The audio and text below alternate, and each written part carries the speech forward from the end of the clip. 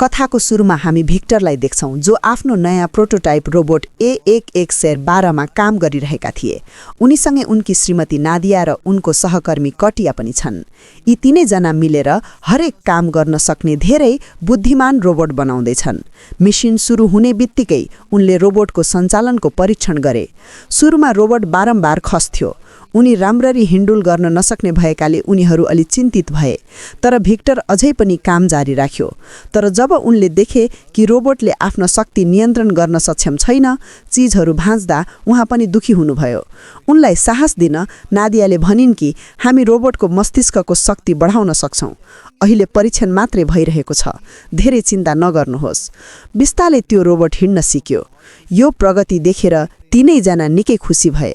बिस्तारै प्रशिक्षणसँगै रोबोट राम्रो भयो र सबैजना परिणामसँग धेरै खुसी थिए। एक दिन काम गर्दा गर्दै नादियालाई छोरा मिस्ताको फोन आयो।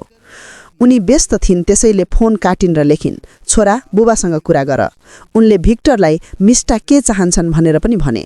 जब भिक्टरले आफ्नो छोरालाई बोलाए, उनले भने, पापा मलाई स्कुलबाट लैजानुहोस्, मलाई यहाँ बस्न मन लाग्दैन र म जे भए पनि यो गणित छोड्दैछु। भिक्टरले गाली गर्दै भने, बहाना बनाउन बन्द गर र पढाइमा ध्यान दे, बुझे भने म तिमीलाई राप्तोमा सिधा गर्छु। यो सुनेर मिस रिसाइन् र फोन काटिन्। त्यसपछि त्यहाँ केही दुष्ट केटाकेटी आएर उनको मजाक गर्न थाले। रिसाको मिस चाचा क्लासमा गइन् र शिक्षकलाई सोधिन्, म कलाकार बन्न चाहन्छु, त्यसका लागि गणित चाहिन्छ। त्यसमा शिक्षकले हो यो आवश्यक छ भन्नुभयो। उनले लियोनार्डो डी भिन्चीलाई हेर्ने उदाहरण पनि दिए। उनले पेन्टिङ गर्न अघि इन्जिनियरिङ गरेका थिए। उनले धेरै प्रोटोटाइप मोडेल बनाएका थिए। यो सुनेर मिसलाई झनै रिस उठ्यो। केही घण्टापछि शिक्षकले सबैको गृह कार्य सङ्कलन गरे। मिसले कुनै प्रश्नको जवाफ दिइनन्। सम्पूर्ण पृष्ठमा मात्र चित्रहरू बनाइयो। शिक्षकले उनको चित्रको प्रशंसा गरे, तर यो गणितको कक्षा हो र उसलाई परीक्षामा फेल बनायो। यसैबीच प्रयोगशालामा भिक्टरले रोबोटको आवाज परीक्षण गरे। उनले नादिया र कटियाले रोबोटभित्र बच्चाको जस्तो आवाज मोडेल राखेको देखे। यसले भिक्टरलाई निकै क्रोधित बनायो। सबैभन्दा ठूलो कुरा यो थियो कि अब उहाँसँग भेट्न ढिलो भएको कारण परिवर्तन गर्ने समय पनि थिएन। बैठकमा उनले रोबोटको तालिमको भिडियो समितिलाई देखाएका थिए। जनरलले याद गरे कि रोबोट A112 सही समयमा आफ्नो लक्ष्य बचत गर्न सकेन र थोरै बिस्तारै प्रतिक्रिया गरिरहेको थियो। उनले रोबोटमा अझै धेरै सुधार गर्नुपर्ने बताइन्। भिक्टरले रोबोटले सबै मिसनहरू पूरा गरिसक्यो भने बुझाउन खोज्यो, तर जनरलले भने कि तिमी त्यहाँ लड्यौ वा अलिकति ढिला गर्यौ भने धेरैको ज्यान जान सक्छ। उनले रोबोटको आवाज निकै बेकार भएको पनि बताए। यसलाई उत्कृष्ट बनाउनुहोस्, जसका कारण भिक्टर, नादिया र कटियामा निकै रिसाएको थियो। साथै जनरलले उनलाई आफ्नो शक्ति र गति अझै बढाउन भने। मिस घर जाँदै गर्दा उनले बाटो सफा गर्ने साथी ग्रान्टलाई भेटिन्। मिसले शिक्षकले उनलाई प्रधानाध्यापकको कार्यालयमा पठाएको बताइन्। ग्रान्टले उनलाई सान्त्वना दिएर चिन्ता नगर्न भने। तिम्रा आमा बाबुको सट्टा म स्कुल जान सक्छु यदि तपाईँ चाहनुहुन्छ भने। तर मिस्टरले मानेनन् र त्यहाँबाट हिँडे। यसपछि भिक्टरले प्रयोगशालामा A112 सँग कुरा गरे। उनले सोधे, तिम्रो परीक्षाको नतिजा किन यति खराब आयो? रोबोटले सायद आफ्नो आजको दिन खासै राम्रो नभएको हो भनेर जवाफ दियो। यो जवाफले भिक्टरलाई झनै क्रोधित बनायो। त्यसपछि रोबोटले विषय बदल्यो र भन्यो कि म तिम्रो परिवारको फोटो हेर्न सक्छु। वास्तवमा ऊ रोबोट परिवारको बारेमा अझै जान्न चाहन्थ्यो। भिक्टरले भने कि यो सबै बेकारको कुरा हो, यी सबै कुरामा ध्यान नदिनुहोस्। तर रोबोटले सोध्यो, तिमी सबै मेरो परिवार हो? जसलाई भिक्टरले अस्वीकार गरे। तिमी त मसिन मात्र हो, त्यहाँ मानिस छैन, मसिनको परिवार छैन र अहिले तिमी मेरो दिमाग बिगारिरहेका छौ। यसै भन्दै तीनजना साइन्टिस्टले ल्याब छोडेर 112 एक्लै रह्यो। घर गएपछि भिक्टर र नादियाले मिसलाई गाली गरे। भिक्टरले पनि भन्न थाले कि तिम्रो रेखाचित्र पनि राम्रो छैन। आफ्ना आमा म तिमी दुवै जस्तै कहिले पनि बन्ने छैन।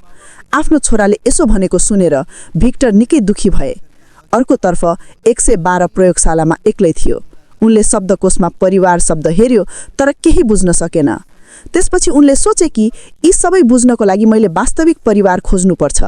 उनले आफ्नो हतियारको प्रयोग गरेर ढोका बुढायो र त्यसपछि चुपचाप प्रयोगशाला छोड्यो। उन लुकेर सहर घुमिरहेका थिए।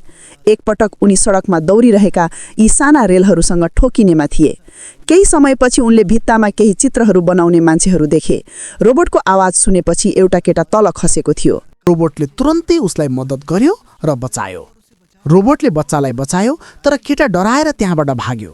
यो देखेर A112 धेरै दुखी भयो। केही मिनेटपछि रोबोट एक निर्माण साइटमा गयो र कामदारहरूलाई छिटो काम गर्न भन्यो, किनभने तिनीहरूको आवाजले क्षेत्रमा समस्या भइरहेको थियो। यो सुनेर उनीहरू डराए र भाग्न थाले। रोबोटले प्रयोगशालाबाट खिचिएको तस्बिर देख्छ र आफ्नो परिवार कहाँ छ भनेर छक्क पर्छ। अर्को दिन भिक्टर र उनको टोली प्रयोगशालामा भेट्छन् र पत्ता लगाउँछन् कि रोबोट भागेको छ। अर्कोतर्फ कक्षामा शिक्षकले विद्यार्थीलाई रोबोटिक्स प्रतियोगिता हुन लागेको र त्यसमा सबैले दर्ता गर्नुपर्ने बताए। ठिक छ, यो सुनेर मिसा उठिन्। शिक्षकले सोध्नुभयो, किन यसमा सहभागी हुन चाहनुहुन्न जहाँ तपाईँ आफैलाई कलाकार मान्नुहुन्छ? यो सुनेर मिलाई अलिकति अपमान महसुस भयो र क्रोधित हुँदै कक्षा छाडिन्। त्यही समयमा रोबोट A112 मिटर घर बाहिर पुग्यो। उसले आफ्नो रोबोटिक औँलाले चाबी निकाल्यो र ढोका खोल्यो। घरभित्र आएर ऊ ऐनाको अगाडि गएर दुखी भयो, किनकि उसले आफू अझै एक्लो भएको महसुस गरे। त्यसपछि उसले ढोका खोलेको आवाज सुने र अचानक लुके। मिसा घर आइन्, झोला भुइँमा फ्याँकेर बाथरुममा गइन्। हात धोएपछि उनले तौलिया दिने रोबोट देखे। वास्तवमा उनी लुकाउन बाथरुममा पनि आएका थिए। म अचानक डराएर स्तब्ध भएँ र सिङ्कमा ठोकिएँ। रोबोटले उसलाई मद्दत गर्न खोज्यो र म तिम्रो उपचार गर्छु भन्यो। म दौडेर आफ्नो कोठामा गएर ओछ्यानमा गएँ। रोबोटले भन्यो, म तिमीलाई हानि गर्दिन, म भर्खर मद्दत गर्न आएको हुँ। जब उसले केटा ठिक छ देख्यो, उसले शान्त भयो र भन्यो, मेरो नाम A112 एक बहुकार्यात्मक उद्धार रोबोट हो।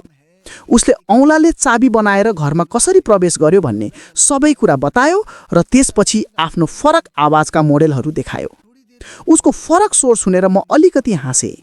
केही समयपछि रोबोटले म परिवार खोज्दैछु भन्न थाल्यो। म परिवार भनेको बुझ्न चाहन्छु। उनले प्रयोगशालाबाट खिचिएको फोटो पनि देखाइन्। मी दुखी भइन् र भनिन् कि यो वास्तविक परिवार होइन। मेरा आमा बाबु भिक्टर र काटिया आफ्नो बारेमा मात्र सोच्छन्। रोबोटले भन्यो कि आजकल म पनि त्यस्तै महसुस गरिरहेको छु, किनकि म यति बेकार छु कि म आफ्नो सृष्टिकर्तालाई पनि खुसी गर्न सक्दिनँ। यो सुनेर मीले रोबोटलाई हौसला दियो कि यो त्यस्तो केही होइन, तिमीले मलाई खुसी बनायो होइन? ठिक छ, आजदेखि हामी साथी हौँ र म तिमीलाई रोबी भनेर बोलाउने छु। आफ्नो फरक नाम सुनेपछि रोबोट निकै खुसी भयो। यसैबीच ल्याबमा जेनरल ओलेगले वैज्ञानिकहरूसँग भेट गरेका छन् र रिसाउँदै भन्छन् कि A112 अब भागेको छ। ऊ चाँडै सबैका लागि खतरा बन्न सक्छ। यसको भित्र धेरै खतरनाक हतियारहरू छन्। जब भिक्टरले आफ्नो परिवारको फोटो हराएको देखे, उसले घर गएर एकपटक जाँच गर्ने सोच्यो। त्यति बेला रोबी र म घरमा टिभी हेरिरहेका थियौँ। भिक्टर आइपुग्दा रोबोट लुक्यो। भिक्टरले पुरै घर हेऱ्यो, तर केही भेटिएन। उसले जाने बित्तिकै मैले मेरो कम्प्युटर रोबीले दिएँ ताकि उसले धेरै कुराहरू सिक्न सकुन्। रोबीले मिनेटमा धेरै कुराहरू पढे। त्यसपछि मिसाले उनलाई आफ्नो साथी ग्रान्टको कार्यस्थलमा लगिन्, जहाँ उनले आफ्नो कला सृजना गर्थे। रोबीले रेखाचित्रहरू हेऱ्यो र सोध्यो किन यो पूर्ण रूपमा सममित छैन। तर मिसले भन्यो कि कलालाई कुनै सममिता चाहिँदैन।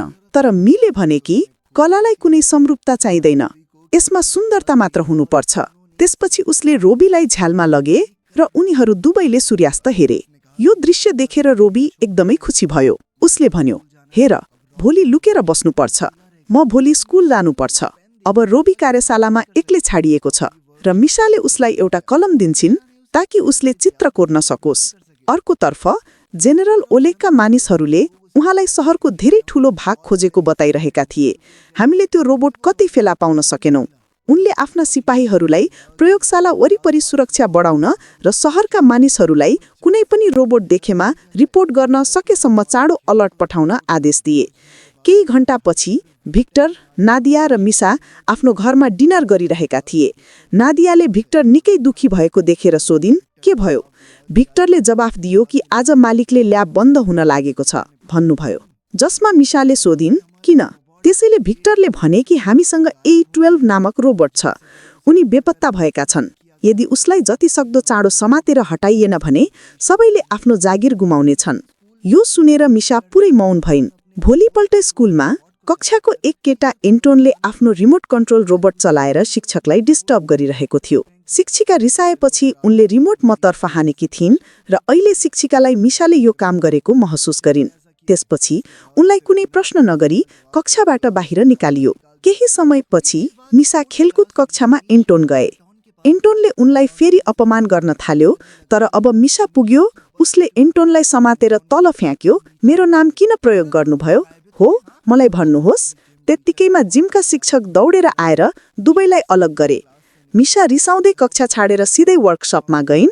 त्यहाँ उनले देखे कि रोबी र ग्रान्ड कार्ड खेलिरहेका थिए र दुवै अब राम्रो साथी बनेका थिए। एमीको अनुहारमा समस्या देखेर रोबोटले सोध्यो, के भयो? मैले भने कि तिम्रो पछाडि ठूलो सेना